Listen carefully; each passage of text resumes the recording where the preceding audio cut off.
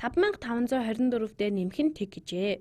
Тэгэхээр би тгийг нэмж байна гэдэг чинь юу ч нэмээгүй гэсэн үг үстэй. Иймээс 5524 хэвээрээ байна. 8895-ыг ямар тоогоор үржүүлвэл хариу нэг гарах вэ гэсэн байна. Уруугаар нь үржүүлэх хэрэгтэй байхаа. Ингээд хэдүүлээ энэ тоог өөрийнх нь уруу тоогоор үржүүлэх ёстой. Тэр нь 8895-ны 1 байна. 8895-ыг 8895-ны 1-ээр үржүүлэхээр хариу 1 гарнаа. 1555-ыг үржих нь 1 гэж. За ямар ч тоог 1-ээр үржүүлэхээр тухайн тоо өөрөө гардаг.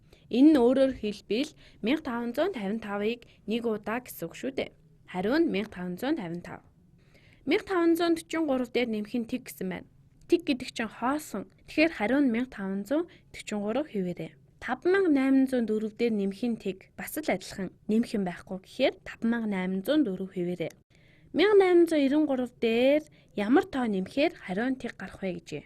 Ерөөсөө түүнээс 1893-ыг авчих хэрэгтэй.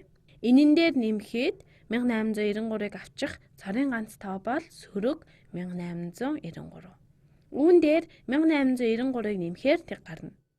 Ямар нэг тоог 1-ээр үржүүлэхээр ямар нэг тоо өөрөө гарна. Тиймээс 7360 гарна.